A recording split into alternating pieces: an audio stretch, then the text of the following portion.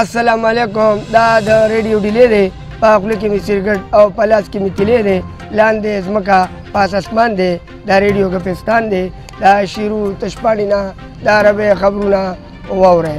دا پرون خلق غټ اجلاسة گرانیة الخطابة تقریر والفوار د خوراک چیز دال مسور پراټه حلوا نن عسکری تلاشیه شپږ پونډه ګرام او 28 کیلوګرام چرس نیویا دا مجرم په مخ ټکویا.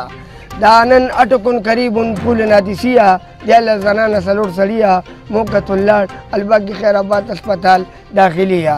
نن 48 بازار دکان بند تمام صرف آزاد نوټلیه سکاویه او جامعت الامام. دا خرشي پرشي ستړي مشي د ماسکو څخه چړډه د بلنکوج نمک کې گاډه د چا ماته خپې د چا کونډه پکې ناشته وبوډه.